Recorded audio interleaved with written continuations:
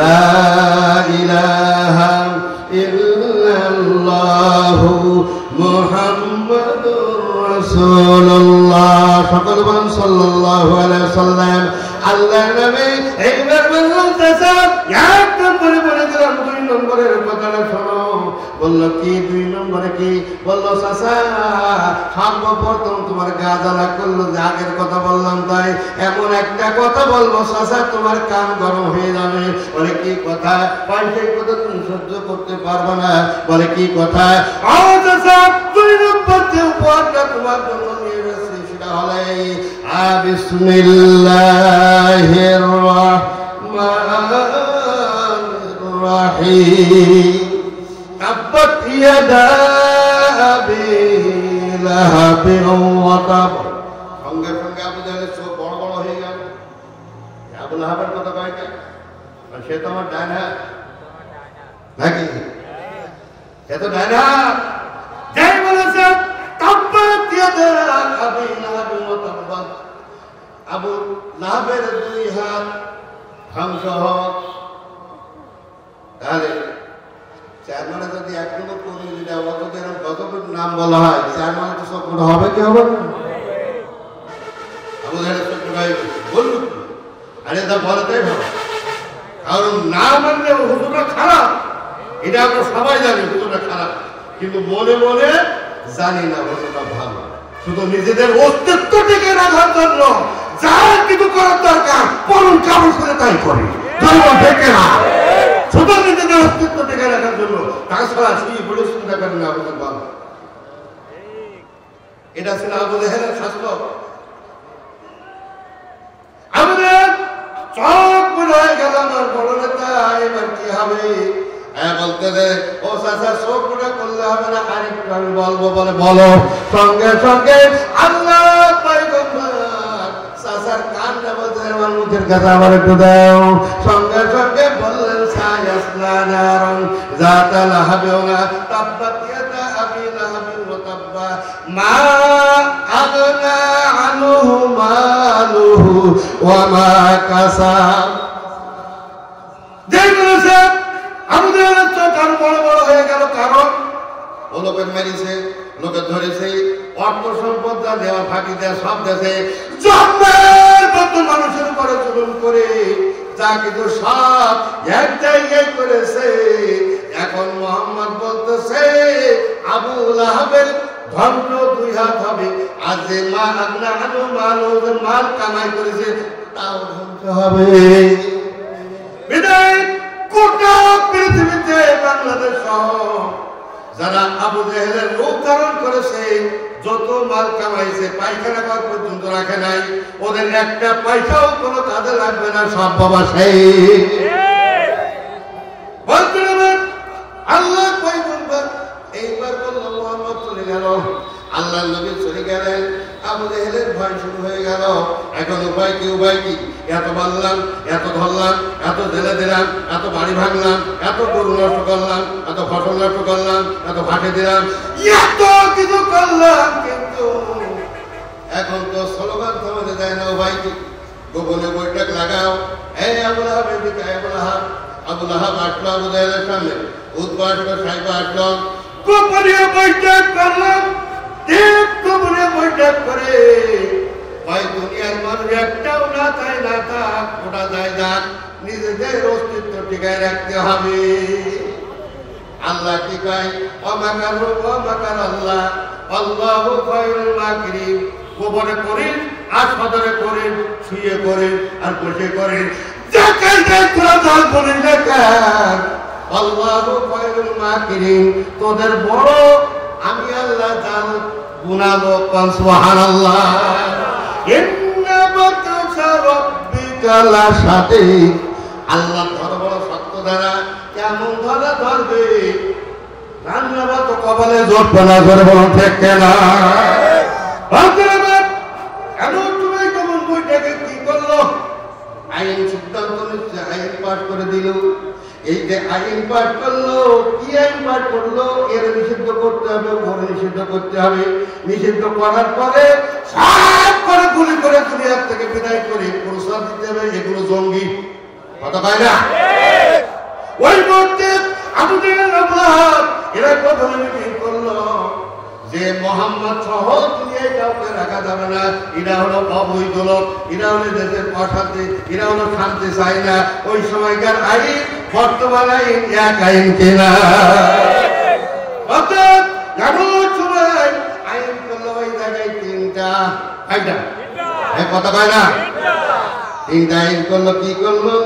বানানো কথা বাবা হবে না, কোরআনের কাছে যাও, মনে যদি সন্দেহ পোষণ করো তোমার গায়ে রক্ত থাকতে পারে কিন্তু ওই রক্ত সঠিক রক্ত না, ওটা হলো মুনাফিকের রক্ত।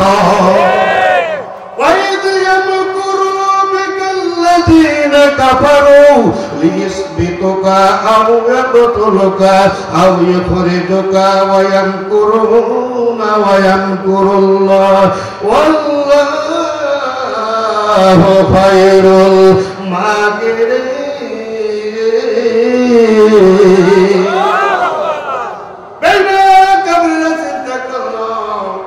ওই মুহাম্মাদের বিরুদ্ধে আইন পাঠ করে দিল তিনটা, তিনটা আইন পাঠ করলো। আল্লাহ পাক জিবরিলকে বলল, জিবরিল যা আয়াত দিয়ে যা। ওয়াইদাম কুরবিকাল্লাযিনা কাফারু, কাফেররা আইন পাঠ করেছে গোপনে, ওদের তো আসল আইন লাগে না, কি করে বিরোধী দল গায়েল করতে হবে সেই কায়দায় আইন পাঠ করা লাগে। জোরে বলো ঠিক কিনা? বিদ্রোহীকে হত্যা করবে, এটা তো আল্লাহর আইন না, নিজেরা বানাইলো, নিজেরা বানাইলো। আল্লাহ পাক আয়াতটা দিয়ে দিলেন, ইদাম কুরবিকাল্লাযিনা কাফারু, কাফেররা আইন বানাইছে, আইন পাঠ করেছে। নবীকে জানাই দাও, নবীকে ইসবিতুকা, ও নবী তোমার কিন্তু জেলখানায় যাবে। কোথায় যাবে? আল্লাহর নবী আল্লাহর নবী নাই, আল্লাহর নবীর জেলখানায় নাই, আল্লাহর নবী কোনো অপরাধ করেন নাই, জীবনে কোনোদিন মিথ্যা কথা বলে নাই, তাহলে সেই নবীকে জেলখানায় দিল কে?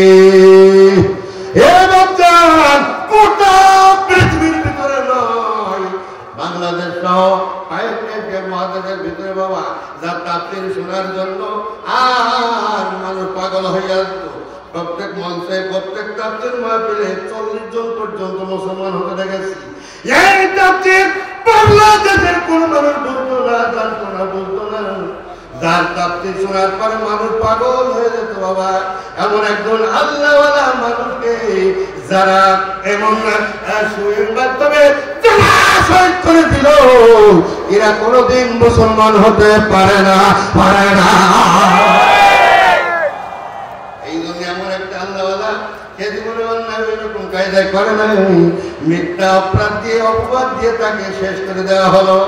আমার বাচ্চা এমন সময় নবীজিকে বললো জেলখানায় দেবে, নবীজিকে জেলখানায় দিবে। আবু তালিব 3 বছর বিশ্ব নবীকে বাবা জেলখানায় দিল। কয় বছর? আর ওদের বলেন কয় বছর? 3 বছর বিশ্ব নবীকে জেলখানায় দিল। তারপরে কি করবে? লিসবিদুকা আও ইয়াকতুলুকা, ওকে কিন্তু হত্যা করবে। আও ইখরিজুকা, সর্বশেষ দেশ থেকে বের করে দিবে।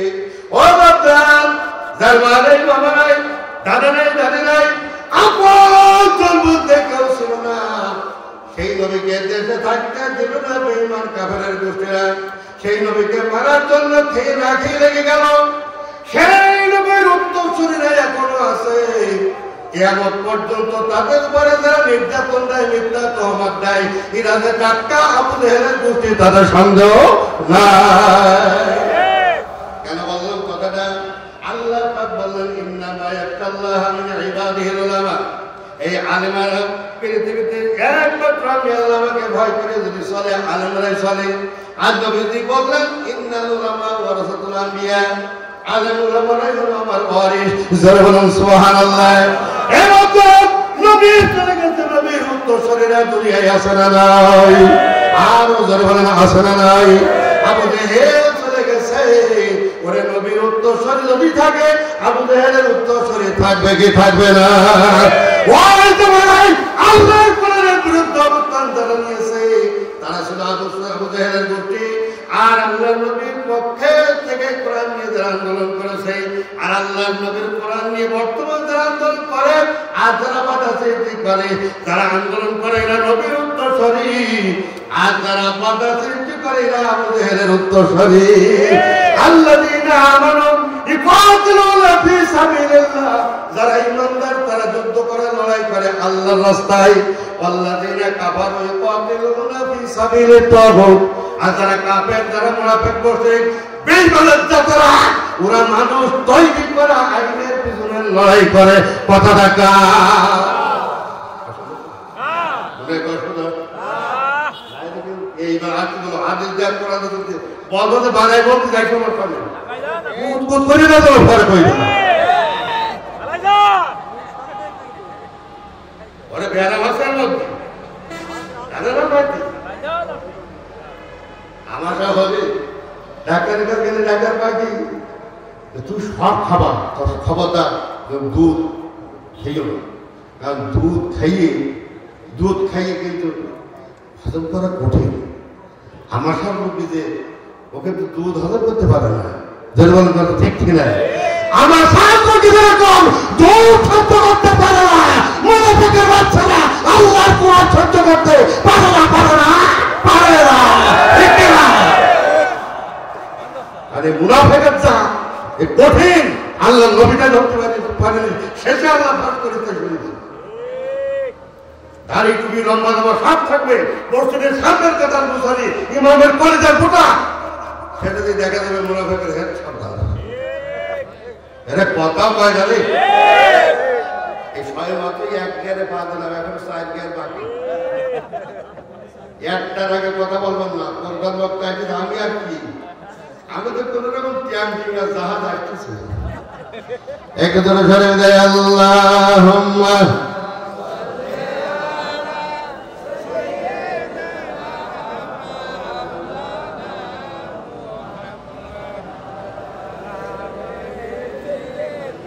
বাবা এই নাম বলতে হবে।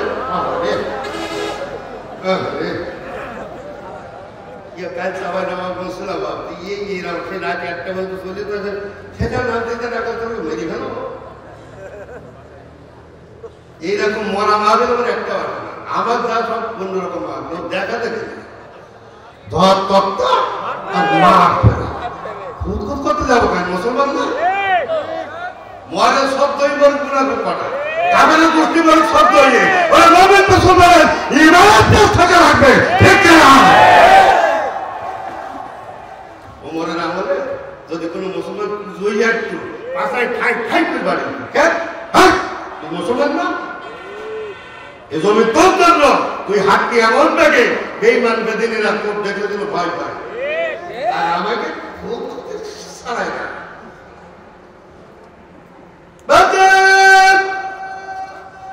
আল্লাহ এইবার এইটা যখন পার হইয়া গেল আবার তারপরে কি করলো, এইবার নবীদের সামনে গেল আল্লাহর একেবারে পিঠা করতে আসবে বুড়ো হয়ে গেছে পিঠা করতে আসবে। আরেকটু খেয়াল করেন বাবা, টাটকা কোরআনের কথায় এলোমেলো হবে না আমার বন্ধুগণ। এইবার তারা যখন দেখলো আমাদের যা ফাঁস হয়ে গেছে, এখন তাহলে কি করতে হবে? যে যায় সেই মোহাম্মদের দল করতে হয়ে যায়, এখন ওদেরকে ফেরাইতেই হবে, ফেরাতে হবে। এমন কি করা যাবে?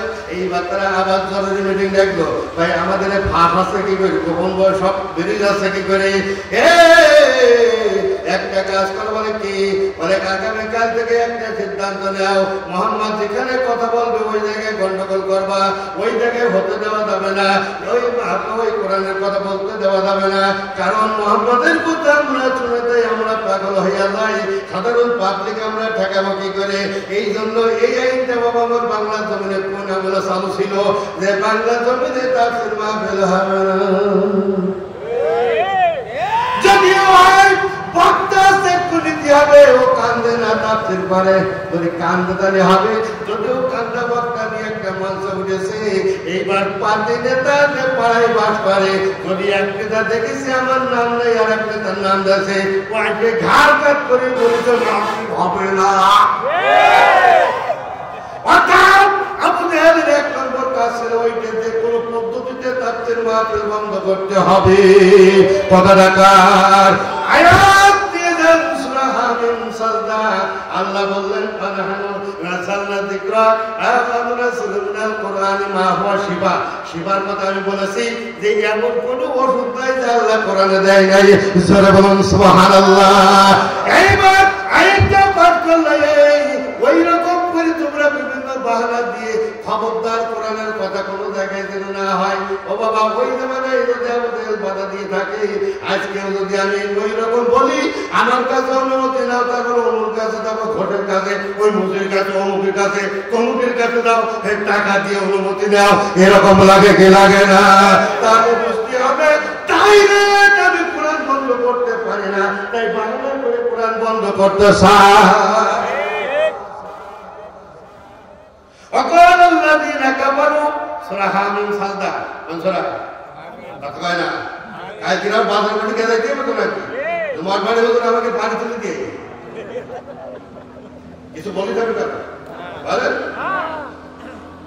আল্লাহু ইয়াসমুকা মিনান নাস, আল্লাহ কি বলি আমার কোরআন কথা বলতে আমি বলবো, তোমরা গেলে আমার লাভটা কি? কি লাভ হবে আমার বিরুদ্ধে গেলে?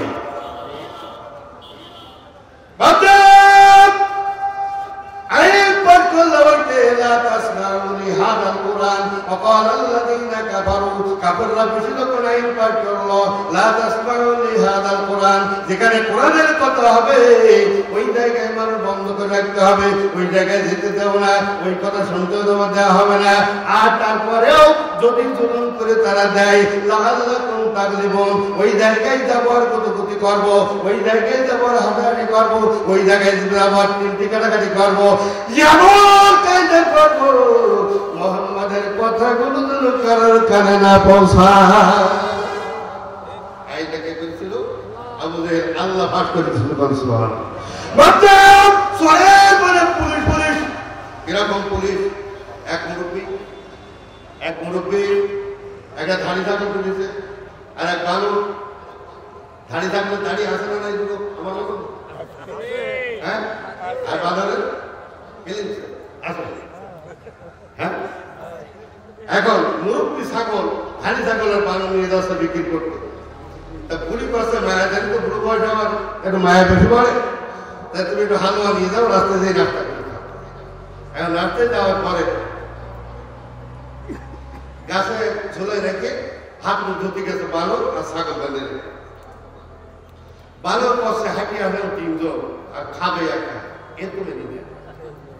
বানরের কোনো শরীর হবে মানব হবে, ও পাড়িয়ে গাছে উঠতে পারে, বানর ছাগল দিতে পারে, হারাম খাট পারে ছাগল, বানর পারে হারাম খাট, বিপদ পড়ে। ঠিক বানর বিপদে পড়ে, আগের বলে কি তক্তা কাটবে না লোক, কি তক্তা কাটবে, ওই তক্তা কাটে গেলে কি করতে, ওর উপর বাস থেকে তার উপরে গাছ দিতে, হ্যাঁ, দিয়ে এবার উপরে একজন দিয়ে পড়াতে ফেলতে, তাই তো নাকি? ওই জমিনের মাঝখানে দিতে যেত, তখন খিল দিত মাঝখানে, লাইন ফাঁকা না হলে তো পড়াতে হবে, বুঝবে?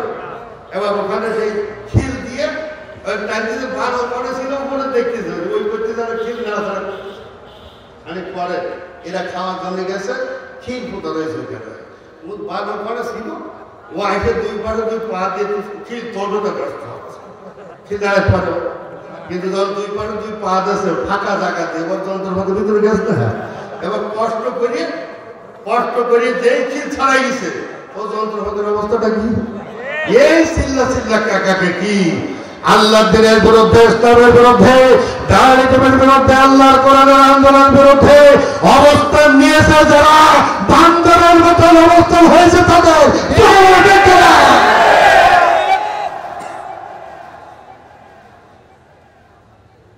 একটা বলুন চলবে তো আগে সাথে আমার অসুবিধা সমস্যা আপনাদের সমস্যা হবে বাবা, হ্যাঁ, কিছু মানুষ চুলকুনি আছে, চুলকুনি বলো মানে অ্যালার্জি না, হ্যাঁ, বেগুন খেলে শুল্ক, ইয়ে খেলে শুল্ক, ও খেলে শুল্ক, সেটা শুল্ক তো বেগুন দেখলে শুল্ক, এরকম লোক আছে না? তাই নিয়ে করবো কি, এরা মরতে শেখার সামনে রাখতে শেখা। ও বাবা, আল্লাহ এটা সামনে থেকে আসবে, বাড়িতে তো রাগ করতেছেন, আসেন, আমরা এক জায়গার মতো আসেন, এর সামনে থেকে আসেন, আল্লাহ কি বলছে? আল্লাহ কোরআনের জন্য যে আমার দিকে 1 বিঘা থাকে তার দিকে 1 হাত চাই, যে আমার দিকে 1 হাত আছে আমি তার দিকে 2 হাত চাই, যে আমার দিকে হেঁটে হেঁটে আসে আমি তার দিকে দৌড়ে দৌড়ে যাই। সুবহানাল্লাহ। মানে আলোচনার মোড় এইবার ঘুরলাম, জানেন এই যে কাঠের জায়গার কি অবস্থা, খেলা তো সামনে। গরম লাগে একটুখান বাবা কথা শোনেন তো, এর সামনে থেকে আসেন, আমি অনুরোধ করছি একটু আসেন।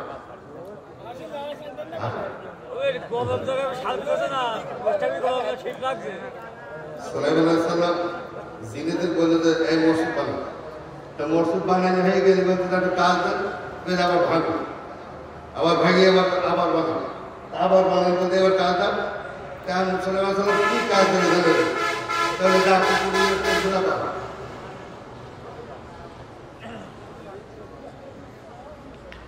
কত কুকুরের লেজ টেনে ঝুলা কর, জেনে যে কুকুরের লেজ টানতে টানতে টানতে টানতে জোন টানে টানি বডি সেই লেজ মোটা হয়ে গেছে, তার শুরু হয়।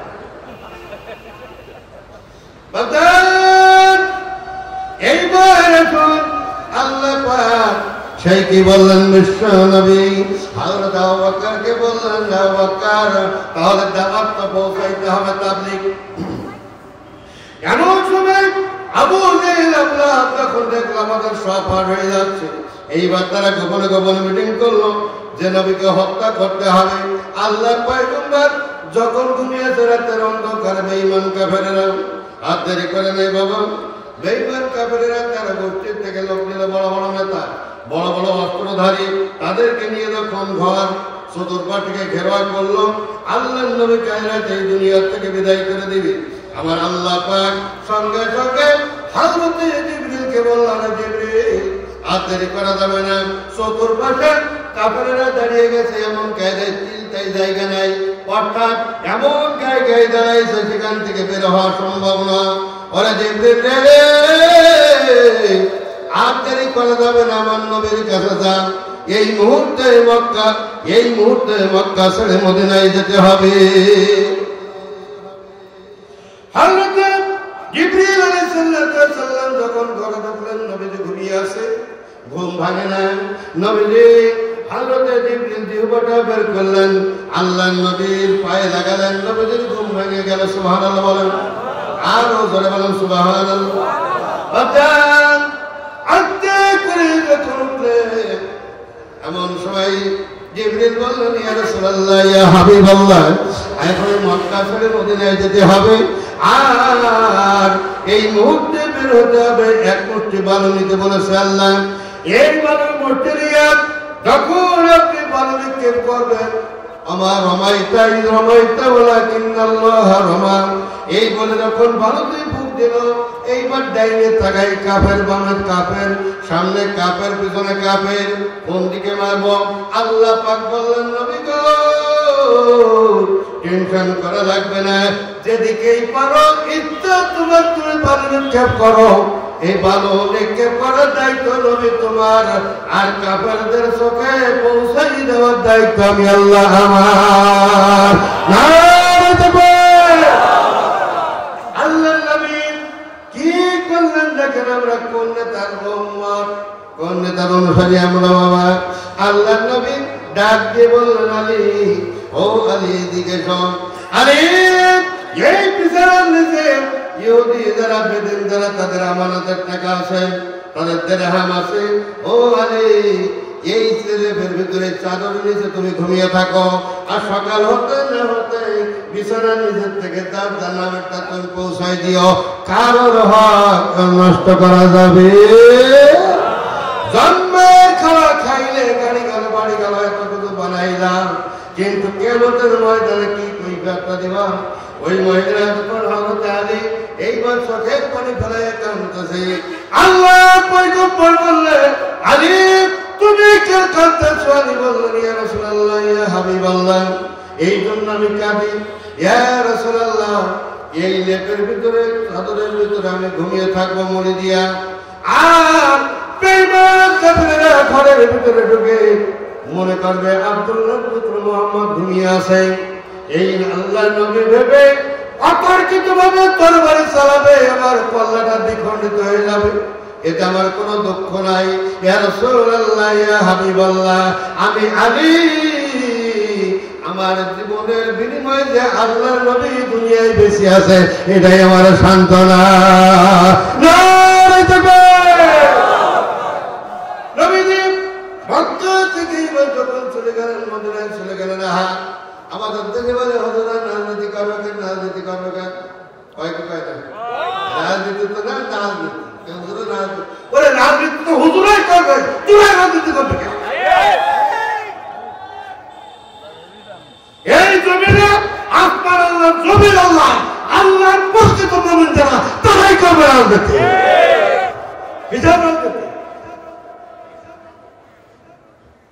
আল্লাহ নবী সেই নিয়েছেন রাজনীতি। সুবহানাল্লাহ। অকুর রব্বি আদখিলনি মুদখালা, হাদিসটা দেয়ার পর অকুর রব্বি আদখিলনি মুদখালা সিদকিন ওয়া আখরিজনি মুখরাজা সিদক। আল্লাহ তাআলা মক্কার জন্মভূমি ছেড়ে আমাকে পালাই যেতে হয়েছে। আমি মিথ্যা কথা বলি নাই, চগলখড়ি করি নাই, কারোকে আঘাত করি নাই, কারোর বিরুদ্ধে কেস ঠুকি নাই, কাউকে জেল ছড়াই দেয় নাই, আমি কোনো অপরাধ করি নাই। জন্মভূমি ছেড়ে আমার মদিনায় রাতের অন্ধকারে চোরের মতো পালাই যেতে হলো। আল্লাহ তুমি আমার ক্ষমতা দাও। ক্ষমতা পারবো হুজুররা, তোমরা তো করো পেট পুরাজনের রাজনীতি, হুজুরা পেটের রাজনীতি করো না, হুজুরা করো আল্লাহর কোরআনের রাজনীতি। রাজনীতি কর না, কালকে তুই বাবু তো দেখতে পাতো সূরা ফাতিহা পড়ার গুণ নেই, হুজুরের পাশে কাটি দেওয়ার গুণ আছে। কিছু জানোয়ার আছে না এরকম জানোয়ার কয় কেন বলো, সমস্যা আছে নাকি? এ বাচ্চা এইবার একটু না বললে বাড়ি যাই আবার ঘুম হবে না। হুজুর জানোয়ার কইছে আমাদের। আয়াতটা শুনে নেন। ওয়ালাকাদ জারা'না লিজাহান্নামা কাসীরাম মিনাল জিন্নি ওয়াল ইনস লাহুম কুলুবুন লা ইয়াফকাহুনা বিহা ওয়া লাহুম আ'য়ুনুন লা ইবসিরুনা বিহা ওয়া লাহুম আযানুন লা ইয়াসমা'উনা বিহা উলাইকা কালানআমি বাল হুম আদাল। আল্লাহ পাক বলেন ওয়ালাকাদ জারা'না লিজাহান্নামা কাসীরাম মিনাল জিন্নি ওয়াল ইনস, অধিকাংশ মানুষ আর জিন হলো জাহান্নামে যাবে। কথাটা কার? শুধু তারাই লাহুম কুলুবুন লা ইয়াফকাহুনা বিহা, যাদের কলব আছে, কলব বলেন কলব আছে, ওয়া লাহুম আ'য়ুনুন লা ইবসিরুনা বিহা, যাদের দুটো চোখ আছে, ওয়া লাহুম আযানুন লা ইয়াসমা'উনা বিহা, যাদের দুটো কান আছে। আছে না নেই? নেই কার থেকে হাত শুনো, চোখ কান কলব আছে না নেই? এ বাতেন আমার আল্লাহ কোরআনে বললেন এই চোখ আর কান আর জবান কলব থাকতে আমার কোরআনের আদেশ নিষেধ গুলো দ্বারা এর ভিতরে ঢোকাই নেয় না, কান দিয়ে ঢোকাই দিতে মন করে না, চোখ দিয়ে দেখে দেখে নেয় না। উলাইকা কালানআম, আল্লাহ বললেন হলো সারবিয়ে জানোয়ার। ভাই ভাই এ কথা কয় না, ওরে আল্লাহ যদি চাই পেয়ে বলে আমার মতন মৌলভী সাহেবের এক পায়ে বলে গুনাহ হবে কবিরা গুনাহ। আল্লাহ যদি 4 পায়ে কয় আমি 5 পা করতে পারবো না, আমারও 4 পা বলা লাগবে। জোরে জোরে বলেন কথা ঠিক কিনা? আল্লাহকে বলবো আল্লাহ তুমি তো 4 পায়ে বললে তাহলে কি ওর গরু বলবো না, ওর ছাগল বলবো না, ওর হাতি বলবো না, ওর ভেড়া বলবো না, ওর লম্বা বলবো না, ওর জিরাফ বলবো না, ওর অন্য কিছু বলবো না, বাড়ি ঘুরে ঘুরে বেড়ায় বিড়াল, ওর বিড়াল বলবো না, বাড়ি থাকে কুত্তা, ওর কুত্তা বলবো। আল্লাহ তুমি তো 4 পায়ে জানোয়ার বলেছো, তাহলে কি কাউরারা খাওয়াই বেড়াইছি পর আমি তো সর বলবো? আল্লাহ বলতে না থাম। কি করছে? হ্যাঁ কথা কয় না, কি করছে? আল্লাহ বললেন কালানআম মানে 4 পায়ে জানোয়ার, এরপর বললেন কালানআম, তারপরে ভাষা হলো বালহুম আদাল। বালহুম কথা কয় না, বলি তো গাই বল বালহুম। আল্লাহ তারপরে বললেন, তারপরে বললেন বালহুম আদাল। ওরে 4 পায়ে জানোয়ার বলি খাদ্য নাই আমার আল্লাহ।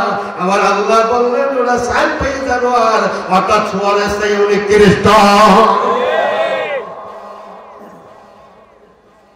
তাই যদি না হবে ভালো মানুষের এত কষ্ট হতে পারে না।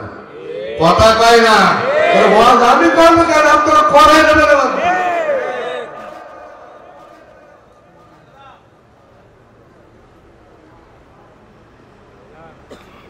মারাই ধরে বুঝলেন, মারা অনেকেই ওরা আবার সালাদ খুব মুরগি করে ভালো, মুরগিতে যদি 20